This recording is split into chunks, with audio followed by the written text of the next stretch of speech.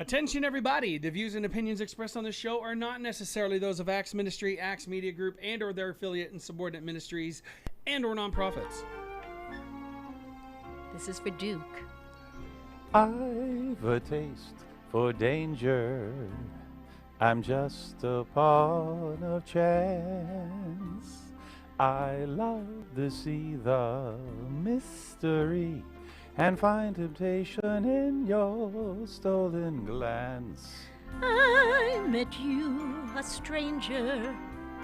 You sought adventure too. And suddenly, excitedly, I saw the risk of loving you. Like a moth at a flame, I just had to remain and take that chance. There were warnings I missed, for I couldn't resist the swift spell of romance. Oh, I've a taste for danger, and I'm intrigued by you. The game's complete, I've met defeat, for I'm in love with dangerous you. Ba-da-da-da-da-da, ba-da-da-da-da, ba-da-da-da-da, ba-da-da-da-da-da-da. Like a moth at a flame, I just had to remain and take that chance. There were warnings I missed, for I couldn't resist the swift spell of romance. Oh, I've a taste for danger, and I'm intrigued by you. The game's complete, I met defeat, for I'm in love with dangerous you. That was a song, thank you. Thank you for the bravissimo. Called Taste for Danger that my mother-in-law, Jeff's mom, wrote. And every time we have a guest, we think of one of her songs. And this was the song that we thought of for Mr. Duke Haslett. Well, thank you. That was your song for today. And nice singing. Why do you think we thought of that one for you, Duke? Well, I'm still trying to find that out. Duke is our neighbor. And he's dangerous. In Branson, Missouri. He's not really dangerous. Oh, but please. Maybe in his early days he was dangerous, but I don't think of him as dangerous. As I always say now. about Peg, to the pure, all things are pure. The man of danger. The Duke man who lives Haslett. across the street from us in Branson, Missouri. The legend who played at Legends. And who do you think he played when he was Vegas. at Legends in Vegas? Who And did you elsewhere. play? Trying to think of who I did play. You played a number of people. Besides the Oh, crowd. of course, Sinatra, of course. Frank Sinatra. Oh, blue eyes. All Look right, at those let's- blue eyes. Can you look in that camera and see Duke's blue, beautiful sure. blue eyes? And he has a navy blue shirt to match his A blue man from eyes. Legends who is a legend, Duke Haslett. Well, Duke, thank we you. want to That's very start at thoughtful. Thank you. let's start at the ground zero Ooh. because people remember first, last, and unique. So let's start with the first. How about Ground in the zero. womb? Only mom can hear you. All right, so where do we go from in here? the womb. Where in the womb? No, but, well, we're in the beautiful room right here. I Oh, see. yes, It's we're in very the nice. room, not in the Very bright. womb. We're in the Yes. room. Okay, yes, there He's you go. lost his hearing. Yeah. Oh, gosh. Where were you in the womb? That reminds me of a funny joke. Go ahead, Matt. What did one twin fetus say to the other? I think we're wanting out a womb. Oh. We'll And cut good Matt night off. to you, sir. Yeah, thank you, Matt, for sharing. Matt, Let's, you can share anytime. Anytime you painful. come in and join. Anytime when we're not here. You can do that anytime. I love thank that. you. That was Duke, very by the way, relevant. did the chairman of the board, so he is the chairman of the Well, board. And That's- young that's blue nice eyes. of you to say. Thank you kindly. Thank you. Well, in the beginning, boy, that, you know, when I was a young lad, maybe about 5 or 6 years old, you know, I really wanted to be in the show business. I really thought it was great. I'd see these movies with Bing Crosby, and of course I'm going back to silent movies. You know, I know I should be that, right? Silent. How did we hear him if he was in silent movies? No, but that was just a great era for me. I just loved because you know in everyone's home in those days they were Victrolas, they were called, but they were always with music. Yes. In every home you'd go to, just about maybe 80% of it at least would have music on all day and night. It was really nice. Yes, yes. But and things have changed today. It's a different kind of music if you're listening to it. But so and Bing Crosby was the man when I was a youngster. Wow. So you're talking about 1930s? Well, in the middle. Well, not 1930 exactly. I was born way up to that. But you know, when I was 5 or 6, yes, in the late 30s. Wow. Do you know what we do in our show? We do Pennies from Heaven. There's a good That Bing Crosby song, sure, from the song film. and from the movie. Yes, Yes, and but- we do April Showers, Al Jolson. That movie, Al Jolson Yeah, the Jolson sang the story. song. Yes, yes. Okay, so you knew from 5 or 6 years old that this is what you were kind That's of what I called would to do. Yes, That's would really, amazing. yeah, and I would, you know, I heard at 5 or 6 years old trying to sing the songs that I heard from Bing Crosby, and it would just, yeah, it impressed me quite a bit. What did music. your parents say when you were they in show business? Just stay out of the house. That was mainly what they said. At 5? Yeah, you know what? At 4, actually. My brother and goodness. father, when That's I was painful. I was doing Man of La Mancha in college, and I played the niece, and there was 3-part harmonies, and I'd be down in my basement doing whoa, whoa, whoa, whoa, because there were 3 harmonies going, the Padre, and they would scream, "Shut up! Shut up!" I will never forget that. But then when they saw me in the show, my brother said, "I'm really sorry. You're not what did he call it? Because he was a basketball player. He said, "You're not a practice player. You're a game player." player. The practice is I shut know up, those shut up, words shut up. very well, Okay. shut So up. I your know those parents words. sent you outside to sing Bing Crosby? Pardon What me? was the first Bing Crosby song you tried to imitate? Actually, it was "Moonlight Becomes You." Wow. How does that go? I don't even know that. From the film called Road to Morocco with Bob Hope Oh and gosh, Bing of Crosby. course. That moonlight becomes you. La, da, da, da. Can't do too much of it on Oh, here, you but no, got it. Yeah. you know, it was very romantic. And Yes. whoever heard of a 6, 7-year-old guy being romantic? But I just love that kind of stuff. Yes, the songs. We still love those songs from the 30s and 40s. We do them in our show. Oh, Hot Hits. And Duke didn't come yet, and he's our neighbor. So Hot Hits, Enough theater, about Duke. It's 5 all about us o'clock, today. Broadway to Hollywood to Branson. So there you go, until July 25th. Okay, so Bing Crosby was the first. Bing Crosby, really, and I would emulate. I was emulating him at like 6, 7 years old. You know, try to boo boo boo. And boo, where was well, this? positively. Where were you living?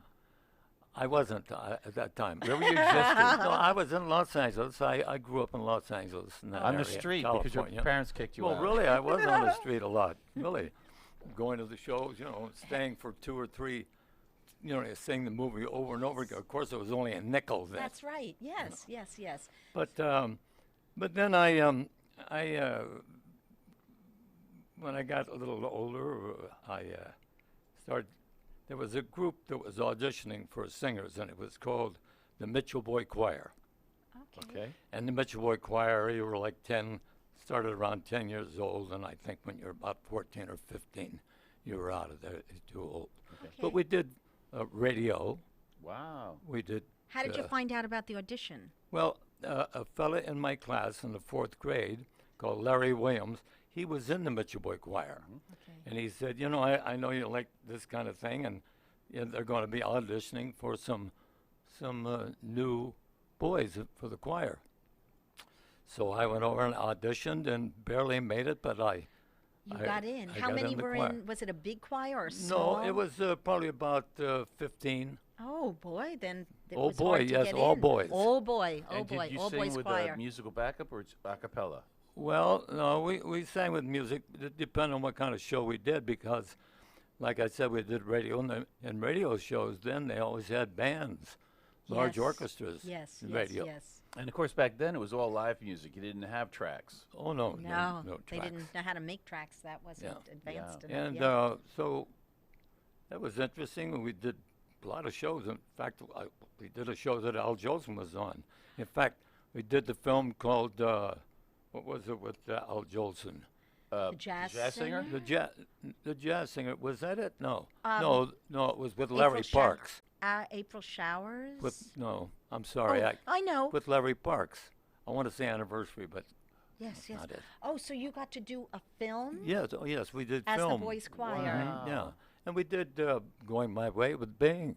Oh my we Oh, did- yes. Oh, yes, You were and the we- boys' choir. Yes. I mhm. remember that. And we did Going My Way. Film what a like beautiful Song movie. of Arizona with Roy Rogers and Oh, and we had And, John Fullerton on, who's in the Sons of Pioneers, and he shared all about Roy Rogers. Right. So what movie? Okay. And then the last thing I did in there was called The Bishop's Wife with Cary Grant, Loretta Young. One of It's the on every greats. Christmas.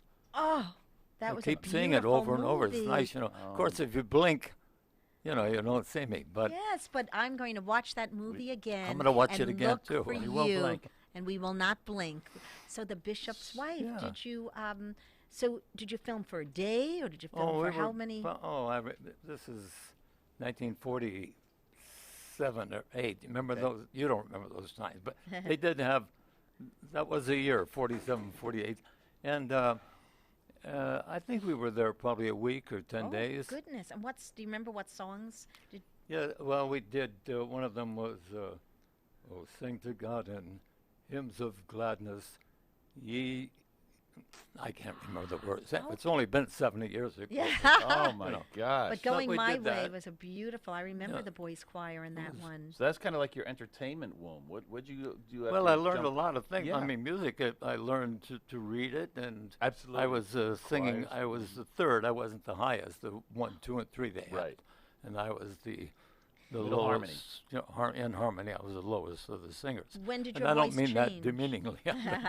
I was singing third. When did your voice change? Because if you Well, were doing that's it when why a you were- lot of them left. You know, they only kept course. it till Right, around puberty. 13, 14, 15, Yes. because a lot of us did. Yes, but my voice has never changed. It's always been like this That's scary. Do one of your since parents I come was to your 5. door? No, but Beautiful voice. So you got to do film and radio, and then So we're getting them to kind of to the end of 14 high years school-ish.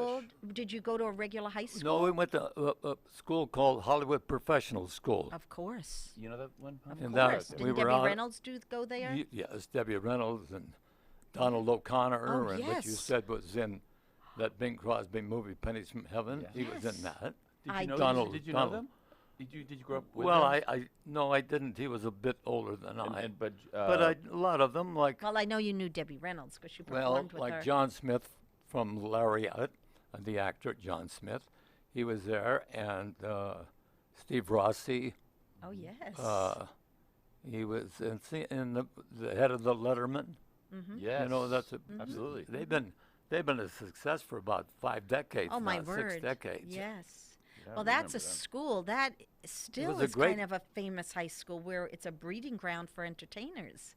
No, Right? yeah, you It is. went there, and then from there we had a half hour for lunch, and then went up to the choir house, which was about a block or two away from there, and we were there until sometimes 9, 10 o'clock at night. You know, and Okay, It so was- you've been kicked out of your house by your parents. Now you're kicked out of the choir because Yes. you're too old. Then what happened? everybody You're keeps kicking. back You on know, the I street get no again. kick from champagne. You know, I love that. It's Anything a very goes. I sad get no story. kick from champagne.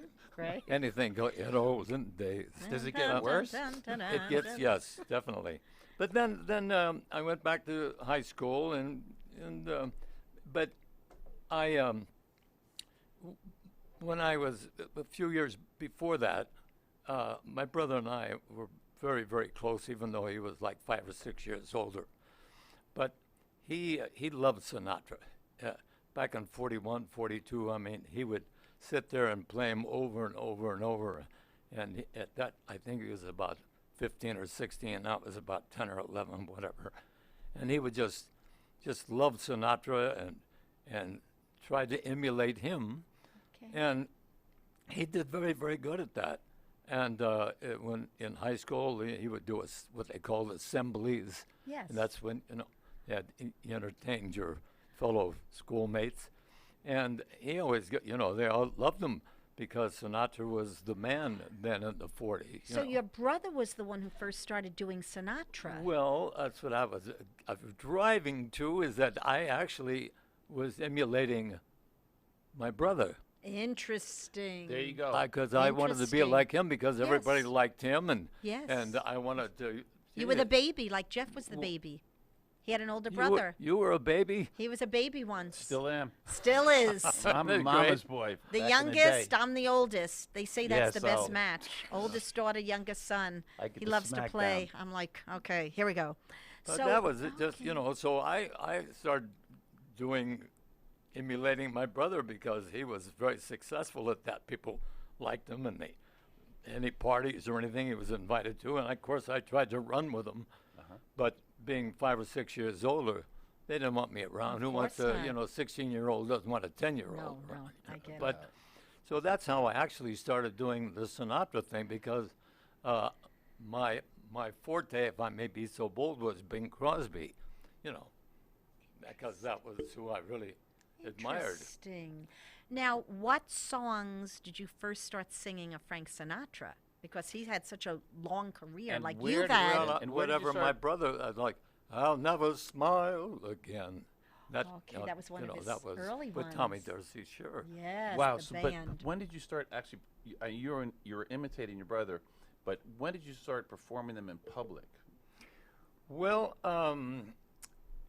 I after high school, I went right into the Air Force, and I was very fortunate that I got into Special Services, and that's when I started doing Bing Crosby and Sinatra and doing impersonations. How'd you get into special services? Because they knew you could sing, or what? How'd that happen? Well, actually, it was a time where everybody was joining because of the Korea War. Okay. Everybody was joining and getting, they were joining the Air Force or going in the Navy because they didn't want to be drafted. Right.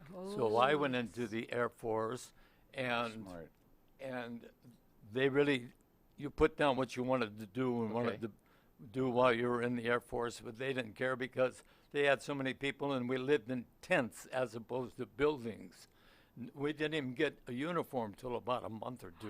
And Where? that was in Up- yeah. California? In California? Yeah. Well, no, actually, we went to Texas. Texas. San Antonio, to Lackland Air Base. Oh, okay. Right. But I finally, it was called redlining when you got everything together and you were supposed to go somewhere, and you were glad to get out of Lackland because there was really, you already passed your basic training, and you were just sitting around waiting to go somewhere. So they would say, okay, you're going to be a cook, and you're going down to Georgia, Fort Bennings or somewhere. Okay, so you got ready, and then you would be redlined, and you'd go back to your barracks, unpack all your stuff, and that happened maybe 4 or 5 times, and then finally they said, where we're going to send you to clerk typist school. Okay. Well, okay, well, I didn't like that. Clerk They were typist. sending you oh, to yeah, what is so it, clerk clerk type- yes, typing? uh-huh, Oh Lord. uh-huh. So you'd been on the street, your parent, you knew your way around. No, I'm not going there. Let's. I had no, the this old is what we're gonna typewriter. do. So you just stood up. And you said, no, that's not I happening. said, What'd you hey, I say? don't want to go, but next thing I knew, I was on the bus. Going know, where? and Where then were they- you going? to Penn State College. That's in where my Penn nephew State just University. graduated from. Well, it's called university Yes. now, but in those days it Penn was Penn State. State College. My sister's family, they rent RVs to go to the football game, and they love those tailgate parties. And I did a And- national tour of soldiers play Soldiers. at Penn State. What a beautiful school. Oh, my so Oh, goodness. that's- oh my I'm gosh. talking about 1951 now. I bet it was gorgeous. Oh, So it was gorgeous, They sent you and there to learn they had our- typing? Well, yes, they had our own little barracks for us, but we went to regular classes. Okay. Wow. But they were taught by Air Force Uh-huh. people. Okay. And it was just Air Force in the classes. So then But how'd that go? was about a 9-10 month situation. So are you still a great typist? No. No. Okay. How long did it take for you to learn it? Were you good at it, or it really took practice? Well, the course was 9 months, and I still haven't learned it. Let me put it that way. All right. So then That's why they got you so- singing there? Is that why they? So Well, when? so- So when? What happened after they kicked you out? Well, I did graduate from the 9 month from the course, And then they gave you a choice. They said, now, do you want to go to Korea? That's only 12 months. Or you can go to the Caribbean, a 36-month tour of duty. Or you can go to Europe, which was 18 months, I think. Wow. So I said, well, I don't want to go to Korea. And No. the Caribbean, I can go anytime. I'll go to Europe. So I went to Germany. Cool. Oh. And they looked at my records and said, you know what, we're going to send you, when I got there, they said, we're going to send you to postal school. Postal? This is I need another couple gonna be a hours to tell you mailman. this whole story. So you Mailman, went better from than a female man. Typist to now. Did they know you could sing at all during this time? No. They didn't care. Okay, so No, they they didn't care. They didn't okay. even want to hear it. I tried. I but see. They didn't. Okay. All right. So They you said became no singing allowed. no singing allowed. Okay, so you became a postman. Well, actually, I went to postal school for about 3 months. Okay. And they say, if you don't learn anything else here, do not steal.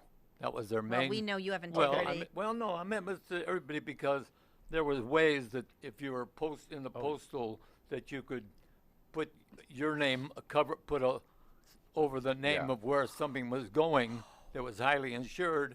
It was just I and they see, taught you I all these see. things, what Okay. not to do more than what to do. I see. Okay. So I was in Rhine, Main, and Wiesbaden, Germany, and so I got to postal school, got through there, and got the mail off the planes when it landed at Rhine, Main Air Base. Got the planes that were coming in from. I got the mail, big bags of mail. You know, you had to have big trucks and the helpers. I couldn't lift those things. You know, it was all the. Yeah. And some of them had locks on them that were secret things that you had to take and very good care of them, put them in a safe. So that was very interesting, and I got to. I was going over to special services all the time and to the USO part of the base and singing and stuff. Okay, so you were singing Well, on the well, base. yes, I was Of singing, course. you know, but not too many people listened. You know. No doubt. So. He's very So humble. The Master Sergeant Sahosky was his name, Joe Sahosky. Wonderful, wonderful guy. And he loved, in fact, Al Jolson. He did an impersonation of Al Jolson. And he was very good at it. So he said, gee, you know, I've been hearing you around, and we're going to need somebody here. Special Services, would you like to come and join Special Services? how So I nice. thought, gee, great. Just all you do is sing and do Get that. you out of the post office. But but actually, my duties during most of the day were to not lease out, but sign out rifles and fishing posts and making arrangements for the officers to go to these hotels and stay on their vacation 30 days or whatever. That was my job, just to get all the reservations for people to go on the hunting, and that wasn't what I really wanted to do. Once again. Once But again. then finally a couple shows came up, and I got a group of fellas together, and they called it Duke Hazlitt and the Continental Chorus. Oh my gosh. And we had Oh. fatigues, and we painted the fatigues. The first show was a Christmas show, so we painted them. The fatigues were what, you know, you wore during. Yeah, it reminds You you know, of the uniform. like when the White show Christmas. South Pacific, and so when we- the guys get together, put on a show. And so we had red ones and with sparkles on them, and so I had this German fella who rehearsed us, and so that was we did a Christmas show. Did you have a band? called Snowflake Follies? Holy cow! Yeah, So maybe we'll do that someday. Did you have a Snowflakes band? Follies. Snowflakes Yeah, we Follies. had a band. Yes. Were they all part Bob of the? Baker's band, about a 15-piece band, which I sang with as well. Well, I don't know as well, but I sang with. Now I have a question. Yes. I read Oh, my. that. I read this somewhere. Okay.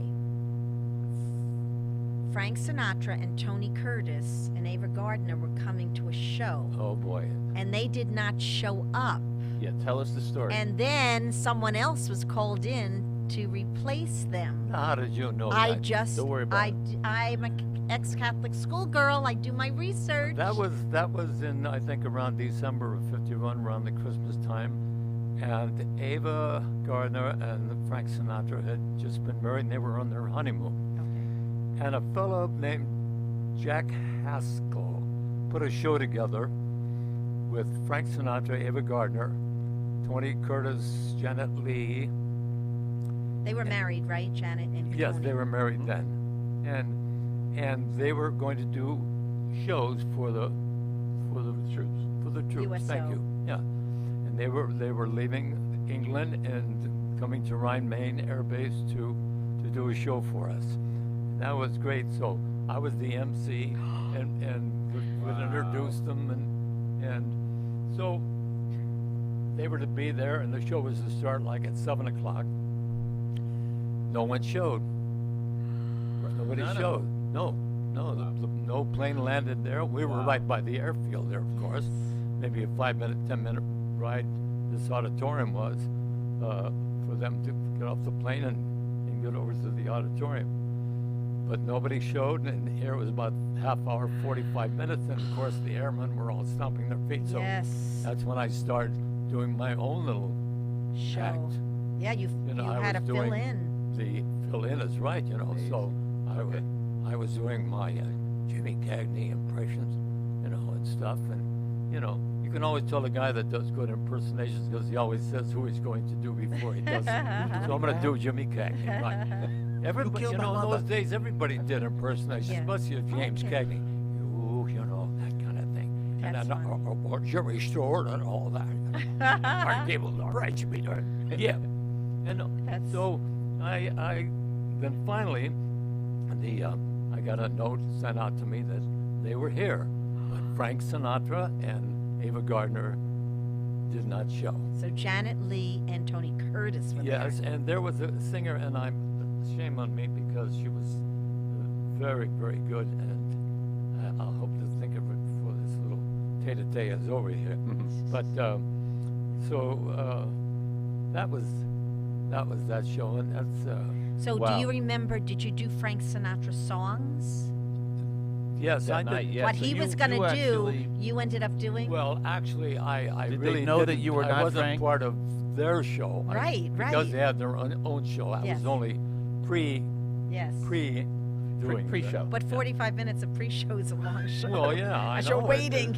Especially, you run out of material. I was doing. So they kicked you out of the army the next morning, and Actually, they didn't wait. It was that night. No, they didn't wait till the morning. tough life. But that was, and John Haskell, the producer of the show, saw part of what I was doing because they were there. They got there and I was still performing. So he gave me his card and he said, "When you get back, out of the service, give me a call. Maybe I can do some things for you." Oh, how So that was nice. How And nice. so that was quite a night. When you got out, then did you call him immediately? Not immediately. I got out. I looking for places to work. Yes. And in that era, there were a lot of nightclubs, but most of the time you really started out, or a lot of us singers or comedians started out in what we call strip clubs. By strip clubs, the ladies were stripping, but in those days they weren't allowed to be Oh, yeah. totally nude. Yeah, Right. no, it's in like the those days, Vegas yeah. costumes. Oh, What today is right. nothing. It's like Exactly. 42nd what they call Street. burlesque. Right, But and not bottoms even- and tops yeah. on, and Oh, yeah, yeah, but yeah. so I was doing a lot of those particular rooms because that's where you started. Was that in California? Yes, in initially? California. Yeah. And then, Like the and then Roosevelt how Hotel? did it segue into the next? Well, it segued because I found a room. We call them rooms to work in, and it was out in the San Fernando Valley, and it was called the La Ronde, and I went in there for 2 weeks and stayed 3 years. Whoa! Wow. That's what happens Like when a you don't supper ask club. for any money. What town is that? What town is that? San Fernando That Valley. was that was in Studio in City? Studio City. Yeah. Oh, there you go. Sure. So, did that lead to something else? Yes, it did. Led to oblivion, really. No, that I was getting to be known all around the area and in Hollywood, Beverly Hills, and I would get write-ups from Luella Parsons, who was Biggie. the big in those days. She was, Gossip column. you know, gossip columns, and they would say, "Go see Duke Haslett out there," and blah blah blah, and tell them about the Sinatra thing I was doing. So, you know, if I may be so bold, I was doing very well. I would like you to share the story how you shared this with us, because he's our neighbor, so he comes on our deck and we have a little party together. But share the story when Frank was at one place and you were next door. Share Well, that. okay. That's funny. I think that's fun. Anyway, I, if I may say, why I left this particular place that I was in there for 3 years was the producer of the Tonight Show came in and asked me if I'd like to do the Tonight Show. Of course, yes, you know. For those of you who don't know, In those, we remember Johnny Carson. Who started the time? yeah, but Steve who was Allen. before- yeah, right, there Steve you Allen. go. I should, yeah. Thank you for reminding me. I did the Rhythm So I Kings did of the Nashville. Steve Allen show, Steve Allen Tonight Show, and that was I put me on my way more or less into television, and I left that particular club because I was invited to go to work in a club called the Slate Brothers Club in Beverly Hills, and Don Rickles, a comic, and I'm sure all of you out listening audience here know who that is. He was a wonderful comedian who insulted Yes. everyone. Everybody, not just whether himself. it was even Frank Sinatra or Luella Parsons or whomever was in the audience, you know. So I call it privilege because it was his first time out in the Los Angeles area, because he did very well for himself in Miami Beach, and that's where he got to be, you know, very popular. So they brought him to Los Angeles, and I was on the bill with them, and he brought in all these celebrities. And one night, Sinatra came in to see him. He didn't come in to see me, I'm sure, you know. Yes, he did. So he came in, and of course I went on before Don, and well, after my third or fourth song, I said, I'd like to thank a gentleman in the audience who did as much for me as God did when He gave me my voice, Mr. Frank Sinatra. And he stood up and said, "I want my lawyer." You know, of course, that got in the papers, and it was, you know. So that was very nice, and Remember when you two played next to each other in clubs, and if he'd sell out, you'd get all his well, you know my whole life audience. story. Of course I Where do. was that? Where was that? Atlantic City. Atlantic That's City. right, where That's we met. That's where we Doing met. applause. Well, but from there, a producer called Monty Proser, named Monty Proser, who was a big producer in New York shows and also in Vegas shows, and he offered me to go to the Tropicana Hotel, which had just opened in Las Vegas, for 12 weeks. That was it. That was the number one hotel, right? Well, that was Biggie. one of them. That was the newest one. Yeah. I mean, the Sands was still big, and the Sahara. That's where the Rat But the Pack was. Tropicana, you know, had just opened a couple months earlier, and so I was in the lounge there, and it was about 3 or 4 times the money that I had been making, you know. Wow. So it was for 12 weeks. It was wonderful, and Beats the post office. it certainly typing. does. Orly, it certainly does. Another phone. Thank God you failed at that one. So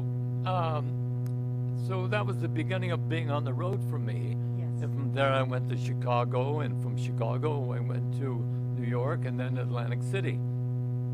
And I had a poster that was about 15 feet tall or high, and I was on it with my tuxedo and my straw hat and trench coat over my shoulder, a la Sinatra. Yes. And it said at the bottom, "If you like Sinatra, you'll love Duke." You know, so Yes. that was the anyway. So next door was a club next door to where I worked, which was called the La Bistro in Atlantic City, was the 500 Club. Skinny D'Amato owned it, and Jerry Lewis started there. In fact, that's where Dean Martin and Jerry Lewis got together there. So Sinatra used to come there 5 or 6 nights and get Skinny D'Amato out of the red, you know. Yes. So, so the opening night, Sinatra goes on stage. Mr. Sinatra goes on stage and said, "Well, good evening. If you love Duke, you're gonna go cuckoo for me." And so that, of course, got in the papers, and all his overflow. The streets were packed, and in those days, a big club was 200-300 people. Right. You know. Right. Not 1,500 and people. there were thousands of people Waiting trying to get online. in. So you got his overflow. Thank you. You bet I did. I got the overflow. So Duke, you really did. I know you did very well. It's amazing. People don't realize.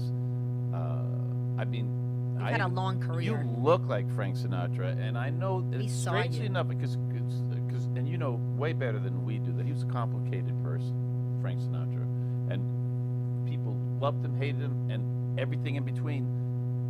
At the same time, I mean, individually, he's very. What's your take on Mr. Sinatra? What was your experience with him? Because I know you've met him a few times. When I went to New York for the first time, I worked at a room called the Round Table. It had a big band. It was nice, about 15, 16-piece band. And Julie Rizzo frequented that establishment quite often. And Julie Rizzo was probably the best friend of Sinatra. Was he a piano player? No, Chili? no. Julie Rizzo, and he, so one night he came in with about 6 or 7 people. The first time that I had met him, and he called me over after my show, and he said, sit down. I'm Julie Rizzo. I didn't know who that was, so he was saying I enjoyed it and blah blah blah. And so we're going to come in tomorrow night, and I'm going to bring some people in just to see you. Blah blah blah. So great.